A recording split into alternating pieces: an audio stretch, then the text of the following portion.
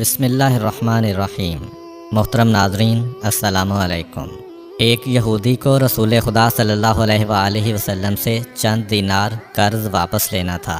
ایک دن آپ راستے میں جا رہے تھے کہ وہ یہودی آپ کے پاس آیا اور اس نے کہا، جب تک آپ میرا قرض ادا نہیں کریں گے اس وقت تک میں آپ کو یہاں سے نہیں جانے دوں گا۔ نبی اکرم صلی اللہ علیہ وآلہ وسلم نے فرمایا، اس وقت ادائیگی کے لیے میرے پاس کچھ بھی نہیں ہے۔ یہودی نے کہا، جب تک آپ میرا قرض واپس نہیں دیں گے میں بھی آپ کو یہاں سے جانے نہیں دوں گا۔ آپ نے فرمایا، اگر یہ بات ہے تو میں تیرے ساتھ یہیں بیٹھ جاتا ہوں۔ یہ کہہ کر آپ اس کے ساتھ بیٹھ گئے۔ جیسے جیسے وقت گزرتا گیا آپ کے صحابہ وہاں جمع ہوتے گئے۔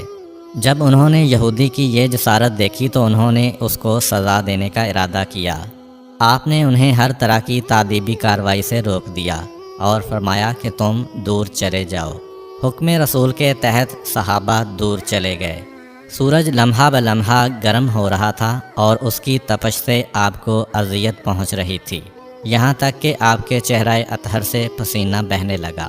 اس کے باوجود آپ نے کسی طرح کے غصہ کا اظہار نہ کیا اور کوئی سخت جملہ نہ کہا۔ آپ سارا دن وہیں بیٹھے رہے اور ظہر، عصر اور مغرب و عشاء کی نمازیں وہیں پڑھیں۔ پھر رات چھا گئی۔ آپ نے رات بھی وہیں بسر کی اور فجر کی نماز بھی وہیں پڑھی۔ صحابہ یہودی کو ڈرانے دھمکانے لگے۔ آپ نے فرمایا، تم اس سے یہ کیسا سلوک کر رہے ہو؟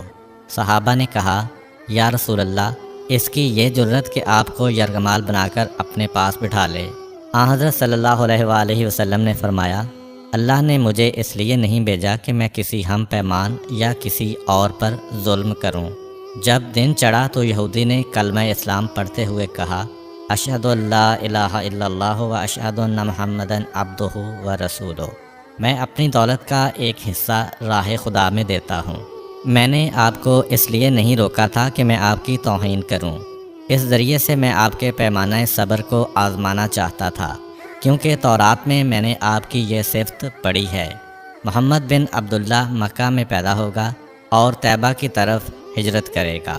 وہ تندخو اور سخت مزاج اور بیہودہ گوئی کرنے والا نہ ہوگا اور کوئی جھوٹی بات زبان سے نہیں کہے گا۔ اس طرح سے میں نے آپ کو یہاں رکھ کر اس بات کی تصدیق کی ہے کہ تورات نے بالکل سچ کہا تھا۔ رسول اکرم صلی اللہ علیہ وآلہ وسلم مبعوث برسالت ہونے کے 3 سال بعد تک خفیہ طور پر دعوت اسلام دیتے رہے۔ اس کے بعد اللہ تعالیٰ نے آپ کو حکم دیا کہ آپ کھل کر اللہ کا پیغام پہنچائیں اور لوگوں کو خدا کی طرف دعوت دیں۔ ایام حج شروع ہوئے تو پورے جزیرۃ العرب سے لوگ مکہ کی طرف آنا شروع ہوئے۔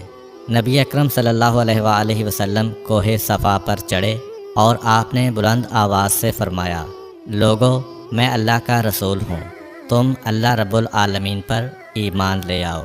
لوگ آپ کی طرف متوجہ ہوئے اور انہوں نے تعجب سے یہ اعلان سنا اور سب کی خواہش ہوئی کہ وہ اعلان کرنے والے کو دیکھیں۔ پھر آپ صفا سے اتر کر مروہ آئے اور وہاں پر بھی آپ نے 3 بار یہی اعلان کیا۔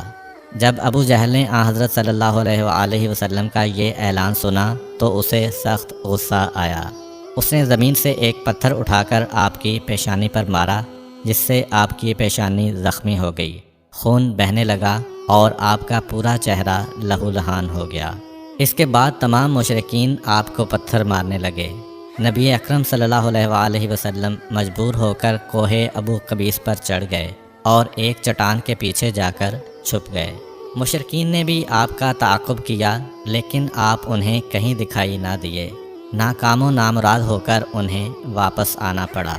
اسی اثناء میں ایک شخص نے حضرت علی علیہ السلام کو اس واقعہ کی اطلاع دی اور کہا کہ میرا خیال یہ ہے کہ محمد مارے جا چکے ہیں، نعوذ باللہ۔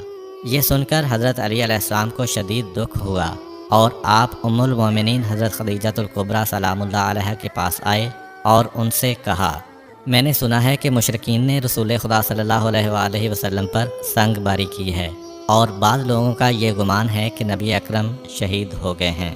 آپ روٹی پانی اٹھائیں اور میرے ساتھ انہیں تلاش کرنے کے لیے چلیں، ممکن ہے ہمیں ان کا کہیں نشان مل جائے۔ آپ وادی پر نظر رکھیں اور میں پہاڑ کے دامن میں آپ صلی اللہ علیہ وآلہ وسلم کو تلاش کرتا ہوں۔ آپ روتے ہوئے آگے بڑھے اور آپ کہہ رہے تھے، یا رسول اللہ، ہمیں جواب دیں، آپ کہاں ہیں؟ میری روح آپ پر قربان، آپ کس وادی میں بھوکے پیاسے ہیں؟ آپ نے مجھے اپنے ساتھ کیوں نہ لیا تھا؟ حضرت خدیجہ رو رو کر فریاد کر رہی تھیں، کوئی ہے جو نبی مصطفیٰ کی مجھے خبر دے؟ کیا کسی نے انہیں دیکھا ہے جو مجھے ان کے متعلق بتلائے؟ اس وقت جبریل امین علیہ السلام رسول خدا صلی اللہ علیہ وآلہ وسلم پر نازل ہوئے۔ ان کے پیچھے ملائکہ کی بہت سی صفیں تھیں۔ انہوں نے حضرت صلی اللہ علیہ وآلہ وسلم سے کہا، خداوند جبار نے ہمیں آپ کے فرمان کی تعمیل کے لیے بھیجا ہے۔ اگر آپ چاہیں تو ہم اس قوم کو تباہ کر دیں گے اور ان کا دنیا میں کہیں نام و نشان تک دکھائی نہ دے گا۔ رحمت للعالمین نے فرمایا، میں نبی رحمت بنا کر بھیجا گیا ہوں، میں عذاب و انتقام کا حامی نہیں ہوں۔ پروردگار میری قوم کو معاف کر دے، وہ مجھے جانتے نہیں ہیں۔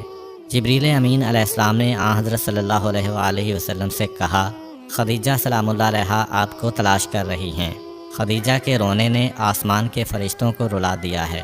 آپ انہیں جواب دیں، خدا کی طرف سے اور ہماری طرف سے انہیں سلام پہنچائیں اور انہیں جنت کی بشارت دیں۔ نبی اکرم صلی اللہ علیہ وآلہ وسلم نے خدیجہ و علی کو صدا دی اور انہیں اپنے پاس بلایا۔ دونوں شخصیات آپ کی خدمت میں حاضر ہوئیں۔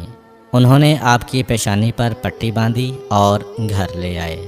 جب مشرکین کو معلوم ہوا کہ نبی اکرم صلی اللہ علیہ وآلہ وسلم اپنے گھر آ چکے ہیں تو انہوں نے گھر کا محاصرہ کر لیا اور سنگ باری شروع کر دی۔ حضرت علی علیہ السلام اور حضرت خدیجہ سلام اللہ علیہا آپ کا دفاع کرنے لگے۔ جب سنگ باری میں معمولی سا وقفہ ہوا تو حضرت خدیجہ گھر سے نکلیں اور انہوں نے چیخ کر کہا، فرزندان قریش، کیا تم سے حیا رخصت ہو گئی ہے؟ تم اپنے قبیلہ کی معزز اور محترم خاتون کے گھر پر سنگ باری کرنے لگے ہو۔ اگر تمہیں خدا کا خوف نہیں ہے تو دوسرے لوگوں کو اپنے اوپر ہنسنے کا موقع نہ دو اور اپنے لیے ہمیشہ کی ذلت و بدنامی تو نہ خریدو۔ جب مشرکین نے حضرت خدیجہ سلام اللہ علیہ کی گفتگو سنی تو ندامت کے مارے ان کے سر جھک گئے اور وہ شرمندہ ہو کر اپنے گھروں کو چلے گئے۔ نبی اکرم صلی اللہ علیہ وآلہ وسلم نے دعوت اسلام کا آغاز ان روح فرسا واقعات کے ساتھ کیا تھا۔ آپ پر کروڑوں سلام ہوں۔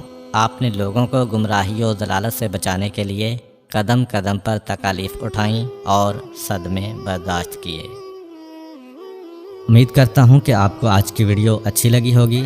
اگر آپ کو ہماری ویڈیو اچھی لگی ہے تو ویڈیو کو لائک کریں اور مزید اس طرح کی ویڈیوز دیکھنے کے لیے ہمارا چینل سبسکرائب کر لیں۔ ملتے ہیں نیکسٹ ویڈیو میں، اجازت دیجیے، اللہ حافظ۔